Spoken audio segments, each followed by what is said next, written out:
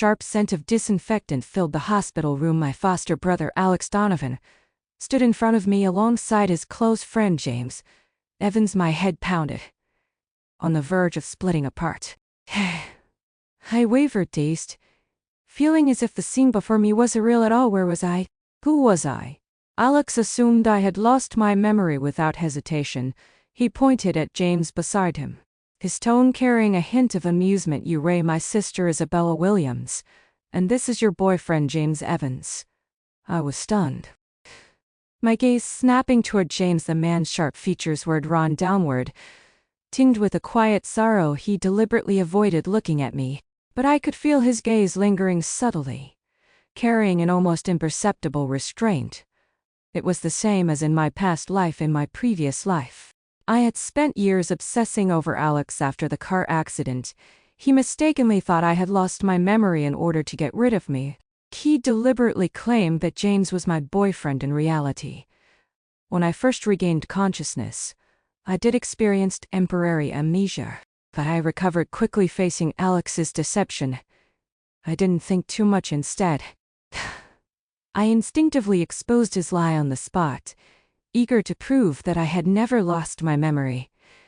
I carefully grabbed Alex's sleeve, my eyes brimming with tears. I remember everything. I'm not lying. Alex had no choice but to relent.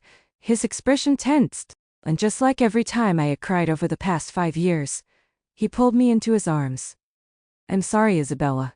I made a mistake. My heart leapt with joy, and I quickly brushed aside the entire incident. At 16, I had already realized that my feelings for Alex weren't normal. Every time he dated someone, I would deliberately ruin his relationships. The books called it possessiveness. I neither confirmed nor denied it. Alex, too, tacitly allowed my behavior. More than once, when I caused trouble for his girlfriends, he secretly intervened, ensuring their departure. He indulged my reckless behavior. That night, I was drunk. I clung to Alex, hissing against him. He didn't push me away. Instead, his entire body tensed as he let me do whatever I wanted. In my arrogance, I assumed Alex felt the same way about me, but I had overlooked one crucial fact. He had never once admitted it. I kissed him for a long time. Then suddenly he snapped out of it, shoving me away in disgust. He touched his swollen lips, his tone dripping with disdain. Isabella, how could you love your own brother? That's disgusting. It felt like a bucket of ice water had been dumped over me. My whole body froze. No, I don't love you. My voice faltered, growing weaker with every word. But when he questioned again, you don't love me? Huh? I had no answer. Deep down, I knew the truth. I did. I was an orphan, and Alex was the only person in the world who had ever truly cared for me. How could I not love him? He must have realized this too, because his expression darkened further with revulsion. A freak like you belongs in a mental institution. My thoughts snapped back to the present. I looked at Alex, watching as he smirked at me with quiet amusement. A shiver ran down my spine, and I instinctively clenched my fists, my nails dug deep into my palms, the sharp pain forcing me to remain calm. I stared into Alex's eyes, my voice steady and resolute. I understand now. In this lifetime, I would never let myself be entangled with him again. Everything had ended the moment I died. In my past life, the days in the psychiatric hospital had been unbearable. Alex visited me once every 2 weeks. I couldn't endure the daily beatings and humiliation. Crying, I begged him, please, Alex, let me out. I was wrong. I won't love you anymore. But every time he would simply look down at me coldly, his voice devoid of emotion. Isabella, you're losing your mind again. And with that, the torment would begin anew. I tried to contact everyone I knew, desperately seeking help to get out. But Alex Donovan had already prepared for this. He had locked down all information about my whereabouts so tightly that not a single message could get out in just 6 months. I was tortured to death after I died. Alex went mad, clinging to my lifeless body, refusing to let go. He said he regretted everything. He said he loved me. He sobbed over and over, confessing his twisted fears and contradictions. He had been terrified of how others would judge him for loving his foster sister as a wandering spirit. I stood by and watched it all with cold detachment. I felt nothing but disgust even now. Seeing Alex again made me physically nauseous, so I turned to James Evans instead. Holding back my tears, I spread my arms toward him and whispered softly, "Husband, hold me." Crashed the sharp sound of shattering porcelain echoed through the hospital room. I glanced sideways. Alex's hand was covered in blood, brownish liquid from a broken medicine bottle pooling at his feet. Utterly revolting, he stood frozen in place, his usual smug amusement wiped clean from his face, replaced by pure fury. But I couldn't care less about him now. My entire focus was on James from the moment I called him husband. James's eyes had turned weak, his gaze lifted to me, filled with disbelief, excitement, and, above all, an overwhelming intensity. His lips trembled as if he wanted to say something. But in the end, he simply took a few quick steps forward and pulled me tightly into his arms.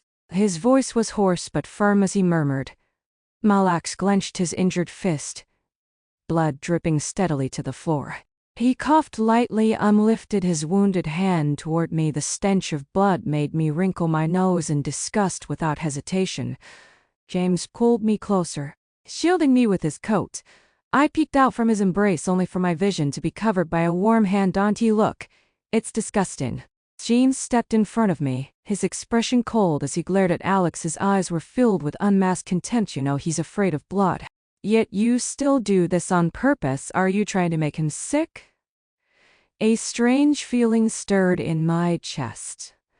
I brushed James's hand aside and looked up at him, studying his pale, yet sharp features. He looked exactly as I remembered. Thought somehow he seemed even more striking than before. In my past life, James had always been quiet and reserved. Seeing him openly confront Alex like this, it was a first. Alex was just as surprised. "What the hell does this have to do with you?"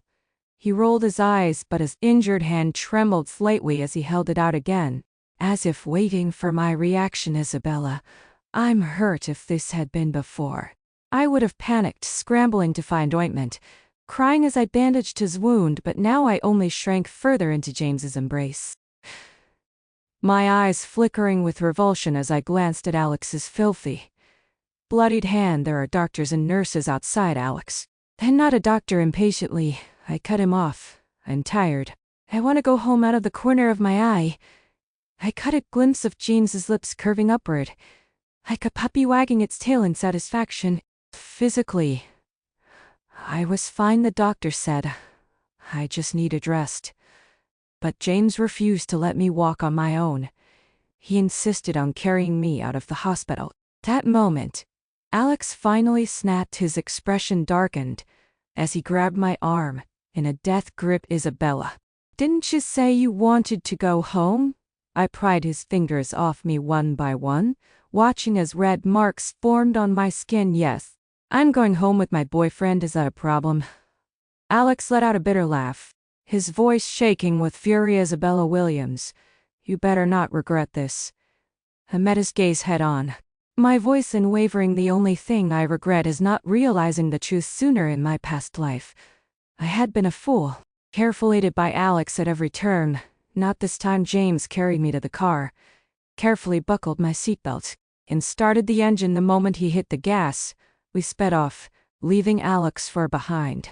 Throughout the drive, James's hand never once let go of mine. His palm was warm, steady, reassuring. When we finally arrived home, exhaustion weighed on me. My body felt uncomfortable and all I wanted was a hot shower. James, ever attentive, immediately prepared the bath. He even pulled out a brand new bottle of essential oil. As he unsealed it, the delicate scent of jasmine filled the air. My favorite. Then he walked over to the closet, picking out a fresh set of loungewear for me. The tags were still attached. The size was a perfect fit. I frowned slightly. "Why do you have this?" James scratched the back of his head, his face turning red all the way to his ears. "I thought it while shopping. Thought it would suit you. So I bought it." "You bought this just in case." I pointed at the wardrobe behind him. which was filled with women's clothing. Nearly half of the space was occupied by brand new outfits, all from the brands I liked. Raising a brow, I teased on to get the wrong idea.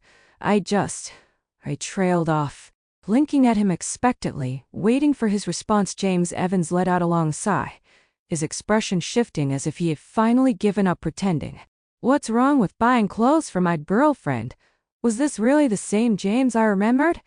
The insecure, overly sensitive guy who used to blush just from talking to me? In my past life, until the moment I died in that psychiatric hospital, James and I had barely interacted. It was only after my death that I realized the depth of his love for me. After I died, my soul remained trapped in the apartment where I had lived before. Once I became aware of my feelings for Alex Donovan, I had moved out of his home. When news of my death spread, James had gone to Alex, demanding an explanation, but there was none to be given. Alex coldly declared that I had died of an incurable illness. James wasn't even allowed to investigate the truth that night. He effortlessly broke into my apartment, hacking the electronic lock with ease. I watched in shock as he stumbled into my bedroom. By the time my spirit drifted after him, I saw his tall figure curled up on my bed.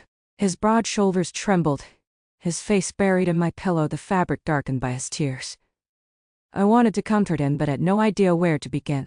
In the end, I simply sat beside him, watching him in silence. At some point, I couldn't help myself. I reached out and brushed my hand over his soft hair, but I was just a ghost. My fingers passed right through him. I tried again, gently stroking the back of his head, like soothing a child. James, stop crying. If you keep this up, I'll have no choice but to kick you. His delicate face stiffened under my touch, then suddenly his eyes flew open and large tears rolled down his cheeks.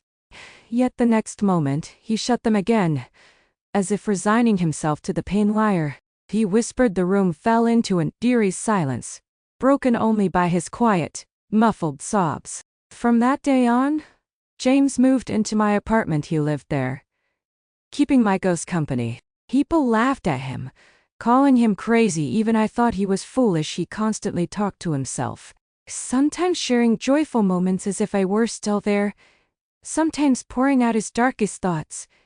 I sat beside him silently, listening, watching as his once cold expressions, often with sorrow day by day, he wasted away. I knew he was sick. The dining table was always cluttered with boxes of medication. I begged him to take care of himself, to live, but he couldn't hear me. We spent 3 years together, two lonely souls separated by an insurmountable barrier. I couldn't touch him. He couldn't hear me. As time passed, my spirit became more and more transparent. I knew it wouldn't be long before I completely vanished from this world. James still left the apartment every morning and returned late at night, but I had no idea what he was doing outside. I couldn't leave the apartment, so I remained unaware of what was happening in the outside world. Then, on the 3rd anniversary of my death, James did something unusual. Before leaving, he turned on the television and tuned it to the news channel. Just before stepping out, he looked in my direction, his gaze lingering for a long time. A strange uneasiness crept into my heart. When the emergency news broadcast began, Alex Donovan, the head of the Donovan Corporation, has died in a suspected hit-and-run incident. Authorities believe this may have been the result of a personal vendetta. The suspect is currently on the run, and the police are actively pursuing leads. The suspect was James. He was. A full panic surged through me. My spirit trembled violently, gathering an overwhelming energy. I forced my way out of the apartment, breaking through the invisible barrier that had kept me bound. I followed the pull of a familiar presence, drifting, searching, until I arrived at my grave. James was there, clutching my tombstone, crying like a child. Isabella, I finally avenged you. At his feet lay several empty pill bottles and crushed beer cans. I circled around him in distress. The cemetery was deserted. There was no one else around to witness what was happening. James Evans, I forbid you to die, do you hear me? My near-hysterical scream seemed to jolt him awake for a moment. His blurry eyes locked onto mine, then a satisfied smile curled his lips. UV comes from me, haven't you?" As the last word fell from his lips, he lifted his wrist, already covered in scars, and dragged a blade across his skin. "Isabella Williams, if there is a next life, I swear I'll be brave enough to hold your hand. Thank God I was given a second chance at life now." Looking at his face, so close, so real, I vowed not to waste it. My face flushed, reddened, my eyes grew misty. The image of James Evans in his final moments from my past life twisted painfully in my heart. The pain was unbearable, sharp enough to make me wince. A warm hand gently cupped my face, carefully wiping away the tears from the corners of my eyes. "Does your wound still hurt? The accident hadn't been serious." My injuries were just surface wounds, nothing compared to the suffering I had endured in my past life. The pain was nothing. I had no intention of letting James know that I had been reborn. He simply nodded, then greedily leaned into his warmth. "It hurts so much." "Only kisses can make it better." James licked his lips, his dark eyes gleaming. "Just kisses? Is that enough?"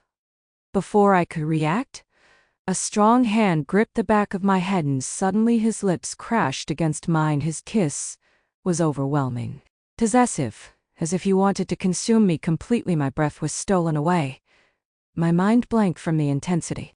Then my phone rang. It was Alex Donovan. I didn't want to answer, but the ringing continued, relentless, refusing to stop. Annoyed, I reached out to hang up. My fingers accidentally pressed the accept button. "Isabella." His voice was low, measured. "I've been thinking you should move back home. The housekeeper can take care of you." A muffled sound escaped my lips before I could stop it. Alex's voice instantly sharpened. "Isabella, what are you doing? Answer me. Don't get distracted." I had no time to reply. My hand was caught and the call was cut off. Half an hour later, I was still tangled in James's arms, unable to get up. The muffled sound of someone kicking the door echoed from outside. "James Evans, who the hell allowed you to touch him?" Alex's voice was filled with rage. "He was so damn noisy. I had no intention of dealing with him. It seemed he wasn't planning on leaving any time soon." Reluctantly, I climbed off James. My mood dampened. He ruffled my messy hair, smiling with crescent-shaped eyes. "Good." I ignored him and shoved him toward the door with his lips still swollen from our kiss. James casually went to open it. The moment the door cracked open, Alex barged in like a madman. His dark gaze swept over me, scrutinizing every inch before locking onto my neck, where faint red marks were still visible. "You touched him. You actually touched him." Alex's voice was almost unhinged with fury. His fists clenched tightly before swinging toward James with hatred. He laughed his memory. "Do you even realize you're taking advantage of him?" I gasped. James effortlessly dodged the punch, his expression calm. Was this really the same James Evans I knew? When had he become this skilled? His movements were swift and precise, his strikes ruthless within moments. He had completely overpowered Alex, tossing him out the door. "Get lost, don't bother him again." The door slammed shut. All that remained was James's broad back, his posture unwavering. But the moment he turned around, his expression softened, the familiar warmth returning. "Did I scare you?" I was stunned, utterly speechless. Something was off, James. I narrowed my eyes. "Are you hiding something from me?" He scratched his head, looking slightly embarrassed. Then he nodded. I crossed my arms. "So what did you secretly train for?" His long fingers casually pointed to his toned day. "Yes, you like ABS, don't you?" I blinked. When did I ever say that? Then a memory surfaced in my past life. I had spent countless days staring at his perfectly sculpted ABS, wanting to touch them but never daring to at the time. I had indeed voiced my admiration, but how did James know? I stared at him suspiciously, only to meet his bright, knowing gaze. "I know about your secret account," he admitted, smirking. "The one where you used to comment on fitness video." She had really done his research. I had in fact used a burner account to post some very enthusiastic comments online. But now that he had called me out so blatantly, I felt my dignity crumbling. How was I supposed to mess with him if he had already figured me out? Fine. I admitted defeat. I eagerly rubbed my hands together, my eyes fixed on his rock-hard ABS. Can I touch them? His handsome face darkened slightly, but after a long pause, a barely audible slipped from his lips. The next morning I woke up sprawled over his ABS. James's skin was covered in faint red marks I had left. James Evans was a quiet sleeper. He barely moved the entire night. Back when I was still a spirit, I had shared a bed with him for 3 whole years. But this was the first time I was lying next to him, as a human again. The initial high from last night had passed, and now embarrassment washed over me like a tidal wave. My face burned as I instinctively tried to slip away. Yet, before I could escape, a firm grip caught my ankle, pulling me back into his arms. James's lips brushed against mine, a teasing smirk curving at the corners as he lazily murmured, "Getting shy now. Last night, when you called me master, you didn't look like this at all." My entire body trembled. I pushed him away with shaky hands. "I'm hungry." James narrowed his eyes slightly, but his fingers didn't stop tracing over my skin. I quickly clarified. "I mean my stomach is hungry," as if on cue. My stomach let out a small growl. James sighed in disappointment but finally withdrew his hand, leaning back with an amused expression. "As strange, another part of you was saying it was hungry too." By the time we got out of bed and left the room, the housekeeper had already prepared lunch and quietly left the table was filled with dishes I loved. After the meal, James asked, "Do you have any plans for today?" I deliberately played along, feigning confusion. "I lost my memory. I can't remember anything. Why don't you tell me how we used to date?" His face flushed red, but there was a proud glint in his eyes. He swayed his head slightly, looking smug. "You used to love being with me. You never wanted to be apart. And where did we like to go on dates?" For a brief moment, I wasn't sure if I was imagining things. His expression darkened. A trace of sorrow flashed in his eyes. He hesitated, lost in deep thought, as if recalling something from a long time ago. "We like to stay at home? Inking back to this morning, my waist was still sore. There was no way I could spend another day cooped up indoors. James Let's go to the home decor store. He hummed in response. James had never liked lively places, and his home reflected that it was minimalist and cold. Gray furniture, clean lines, devoid of any warmth or personal touches. But I wanted to leave my mark here. Not just in the wardrobe with a few pieces of clothing, but everywhere, because James was always so anxious about losing me. Even if I disappeared for just a few seconds, he would immediately rush over to check. Only when he saw that I was still there, safe and sound, would he let out a relieved sigh and pull me tightly into his arms. "Isabella, I thought I lost you again." His voice trembled slightly, his breaths coming fast and uneven. "When I can't see you, it feels like something is missing." So he had tried to fill that emptiness by surrounding himself with reminders of me, and in just one day, the house transformed completely. I placed plush toys on the bed and the sofa. James scoffed, calling it childish. I caught him secretly playing with one, squeezing it in his hands until it was deformed. The cold gray bed sheets were replaced with warm pastel pink. The slippers were swapped for adorable bunny-shaped ones. I even picked out matching couple pajamas, one for him and one for me. The living room now held fresh-cut flowers, vibrant orange roses blooming passionately, radiating warmth like winter sunshine. In the bathroom, I placed a pair of ceramic dolls on the marble counter. One boy, one girl, their faces pressed together. James insisted that the girl looked like me. Round face, very cute. I argued that the boy looked like him. Dumb but adorable, makes you want to kiss him. Neither of us backed down. In the end, we decided to place the dolls beside the mirror and agreed that we would stare at them every day until one of us admitted defeat after taking a shower. We curled up on the couch together, watching a movie. James draped a soft, fuzzy blanket over us, wrapping me securely in his warmth. The movie was a heartwarming romance, A story of two childhood sweethearts who secretly loved each other for years before finally getting together in the final scene. The couple adopted a small puppy and lived happily ever after. It was such a simple and peaceful ending. A lump formed in my throat, my nose tingled as an unsettling thought crossed my mind. What would happen if I ever left James Evans again? He was the most stubborn person I knew. If I disappeared, he would definitely spiral. Just like in our past life, no, I absolutely couldn't let him do anything foolish again. I took a deep breath, trying to steady myself, then with the utmost seriousness, I cupped James's face and looked straight into his deep eyes. James, let's get a cat or maybe a dog. His brows furrowed slightly, a flicker of vigilance flashing across his face. He caught my wrist and held it firmly in his palm. Why?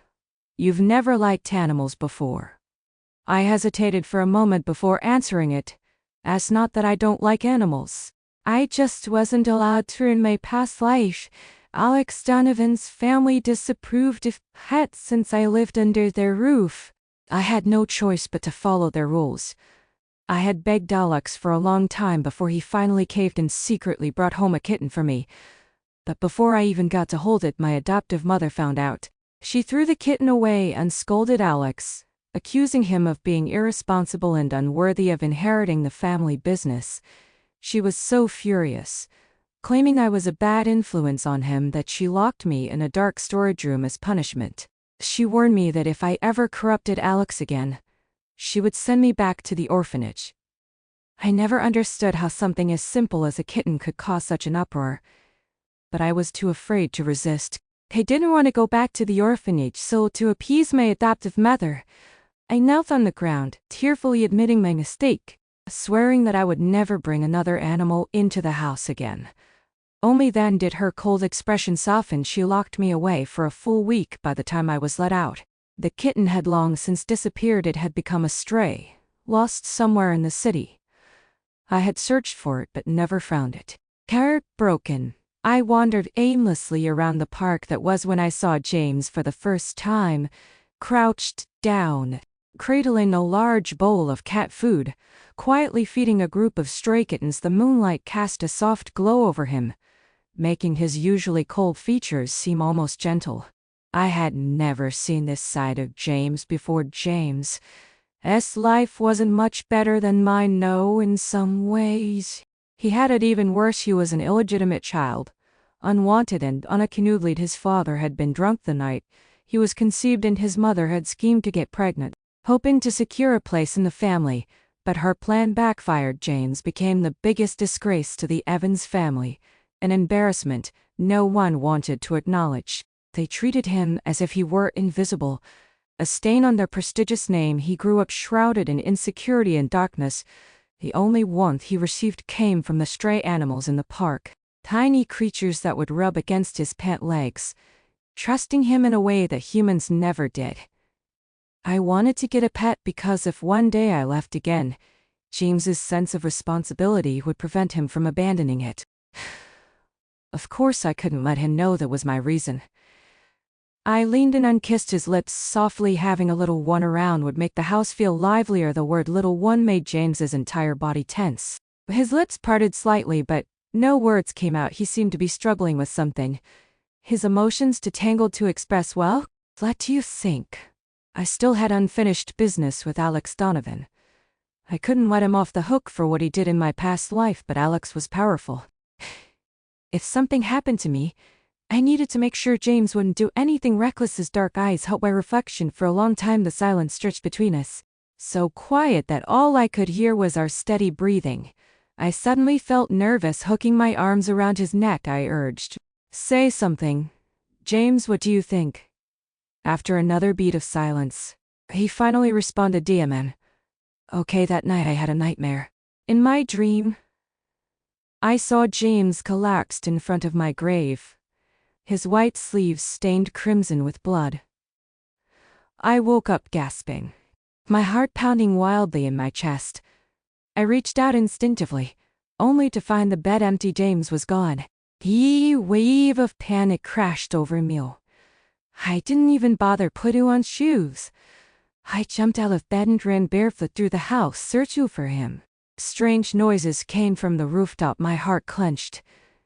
I ran upstairs, pushing the terrace doors open with force. James.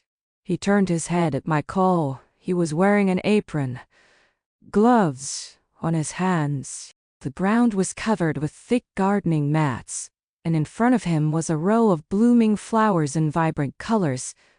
Each and every one of them was a flower. I loved flowers. I had once planted in my old apartment. After I was locked away in the psychiatric hospital, no one took care of my flowers. James Evans tried everything, but he couldn't save them, and now here he was, planting flowers again. Why isn't he wearing shoes? James took off his gloves, got up and went to fetch a towel for my feet, and he brought over a small stool and patted the spot beside him, signaling for me to sit down. Sit down.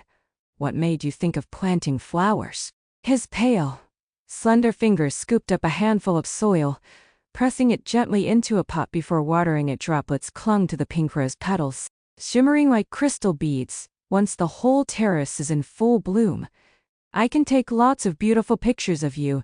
The thought painted a lovely scene in my mind. James, we'll definitely have that day. We adopted a little orange kitten, and the yellow and white puppy. James had always been the more patient one,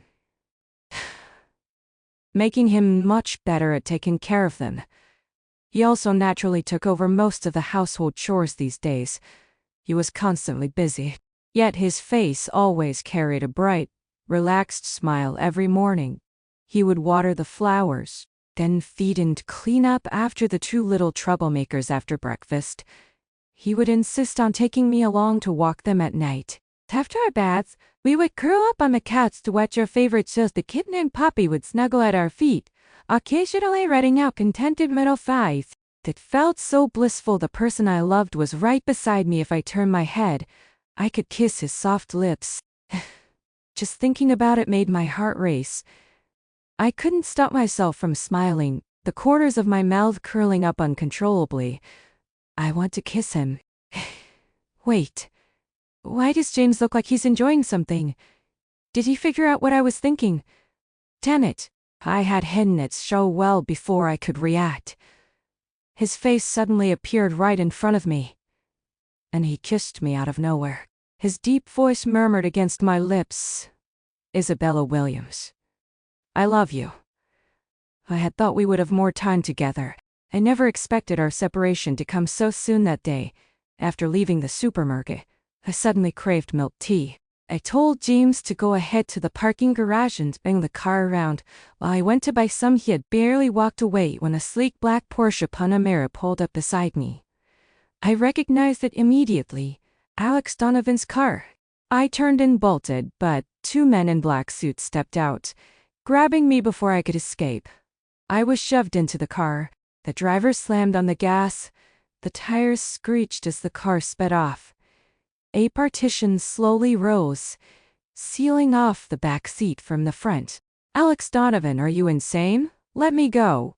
His tall figure loomed over me, radiating an oppressive force. I scrambled backward, pressing myself against the car door, but he reached out and pulled me into his arms. His ice-cold fingers traced along my waist, over the fabric of my clothes. He lost his mind. What was he trying to do? Was he planning to lock me up in a psychiatric hospital again? No, absolutely not. The terror of my past imprisonment crept over me like a suffocating shadow. Panic surged through my veins. My entire body trembled uncontrollably, curling up in the corner. I hid my hand behind my back and discreetly unlocked my phone, trying to send an SOS message to James, but before I could type, Alex suddenly pinned me in place. His long arm reached in and without hesitation, he snatched the phone from my grip. I lunged forward to grab it back. Alex, what the hell are you doing? He ignored me, restraining my other wrist effortlessly as he rolled down the window. Then, right in front of my despairing eyes, he tossed my phone out. After completing the act, he pulled me tightly into his embrace and pressed a kiss to the top of my head. Isabella, you're so disobedient. His voice was eerily gentle. This is my fault. I should never have let you leave my side, but don't worry. It won't happen again from now on. We'll be together forever, okay? No, let me go. I struggled with all my strength and slapped him across the face, but instead of getting angry, he only held me even tighter. His expression was a mix of madness and obsession. Isabella, stop lying to yourself. You love me. The only reason you're with James is to make me jealous. His tone grew increasingly deranged. You, Ray, trying to punish me, aren't you? Punish me for pretending not to know your feelings all this time, but I know now. Isabella, I was wrong. I'm not your brother. Let us start over, Isabella. Please. Alex Donovan had completely lost his mind. Alex, I said, my voice cold and unwavering. I have never liked you. His eyes darkened. That's impossible. You're lying. During the time I was locked in the psychiatric hospital, I had spent every single day reflecting on my feelings for him. I had been jealous whenever I saw him with other women. I had gone to great lengths to drive them away. I had always followed his every move, greedily hoping he would never look at anyone else. But none of that had been real. It was never love. It was the result of his manipulation. Alex had indulged my reckless behavior for years, feeding me just enough kindness to keep me attached. Every time I started to doubt my feelings, he would cross boundaries that no brother should. Yet he never fully admitted nor denied his actions. This had been his game all along. From the very beginning, it was Alex who had harbored feelings beyond sibling affection. He had refused to acknowledge them, tormented by his own possessiveness. He instead blamed everything on me. Alex Donovan was nothing but a coward. How could I ever love someone like him?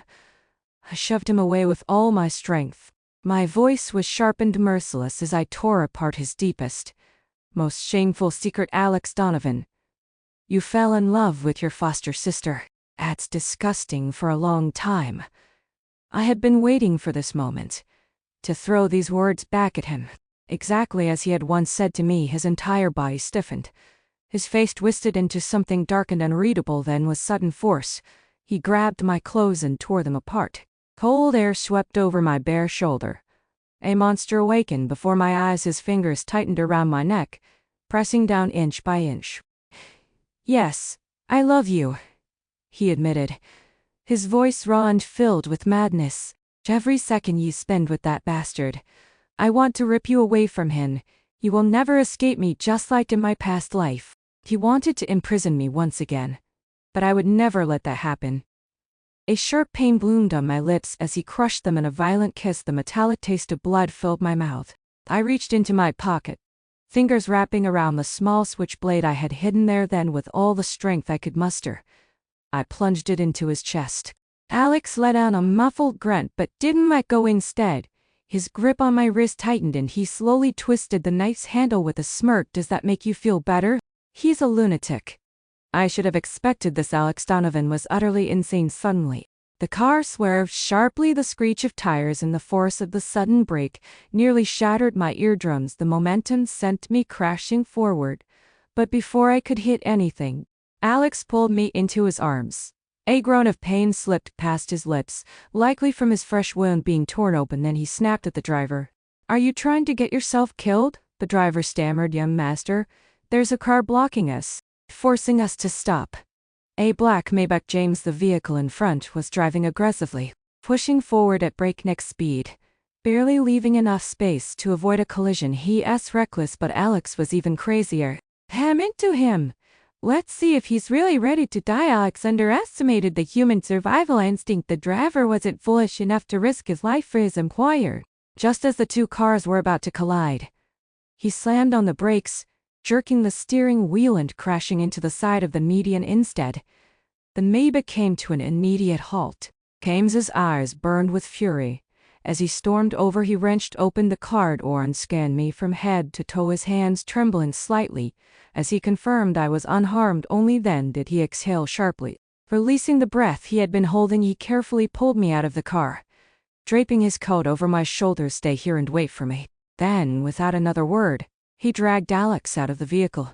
He clenched his fists and swung one brutal punch after another. James didn't say a single word.